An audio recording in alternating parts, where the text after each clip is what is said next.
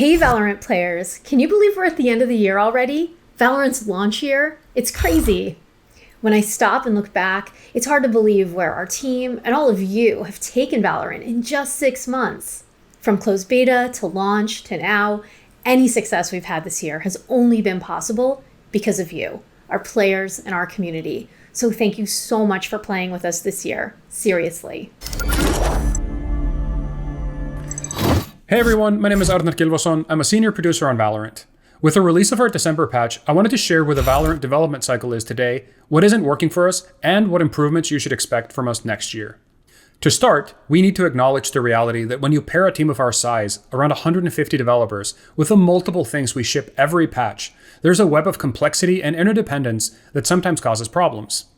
So if a patch goes haywire, there might be 100 different reasons why, and it can be really hard to isolate them. Unfortunately, it's rarely a case of just shipping a simple fix. We've chosen having 2-week patch cycles so that we could be fast and agile in our updates and react quickly to your feedback. Anything longer and we start to get antsy, especially if you have to sit with something really busted for longer than that. But with how patch 111 deployed, it's time to pause and account for what we need to do to make sure that we're hitting a sustainable quality bar for you. To explain our development process, let's pick Skye and follow her through our pipeline as she went out in patch 111 a few weeks back. At this point, the team has been working on Skye for several months. This includes gameplay prototyping, design, concept art, visual effects, sound design, voiceover, localization, texturing, and of course, gameplay programming. The work of multiple teams must converge together into an experience that we can playtest internally, perform extensive QA on, and then hardware compatibility test once the content has been locked. And this is just one thing. If you read our patch notes, you know it's never just one thing. So to be clear, that example process is the same or similar for anything we develop and ship to you. We've documented exactly what went wrong with patch 111 before, so instead of rehashing, I want to talk about what we're doing to help prevent a repeat of last month.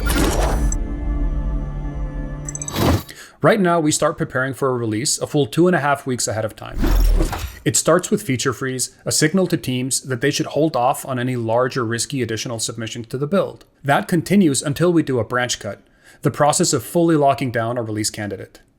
For the devs out here, how this works is all teams essentially work in a main branch, then we feature freeze, which means slowdown of check-ins and regular playtests and focus QA cycles until we do a full staging branch cutover where we can run full QA regression cycles. So one solution at this point is to be stricter about our feature freeze targets and better at identifying potentially risky game additions one full development cycle ahead of release. This allows us to call for more testing, changes to risk mitigations, or any other adjustments to our plans to just ensure a solid release. But back to the release candidate. Currently, the time between the cut for a release candidate and getting it to you is 2 working days. That's 2 days to identify any release blockers and address them. To some, that may seem like a really long time, and to others, perilously short. The reason we trust our teams with this narrow window is because each of them deliver quality work. As I said earlier, what we've been bumping up against is that when all that work comes together, we sometimes get unexpected and unpredictable interactions between seemingly unrelated systems. What we've now done is increase the amount of time for final testing, meaning an extra 24 hours to test the release candidate. We've also added external testing capacity so we can burn that candle at both ends and just get more test cycles in. One more thing we've started doing is pacing our releases.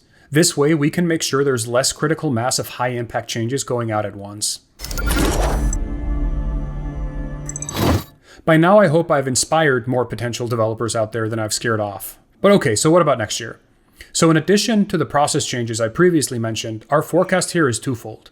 First off, every time we catch an edge case in the wild, it's no longer an edge case. It just becomes a part of our future test plans. And secondly, we're looking to release a public test server. Some of you might call it the public beta environment or PBE or whatever else, but we believe a test environment with lots of real players can help us catch a lot of potential issues before they slip out to our live servers. There are no perfect solutions when working in an environment as complex as ours, but we will continue improving our tools and processes to ensure that your experience matches our promise and expectation of high competitive integrity, frequent substantive releases, and happiness. Thank you. Parting words, let's go to Anna. Thanks, Arnar. Like he said, next year we'll be rolling out a test server, which should really help with our dev cycles.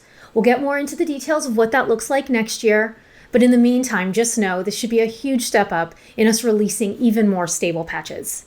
And with that, I want to thank all of you for playing Valorant with us this year, for being such a huge part of our journey.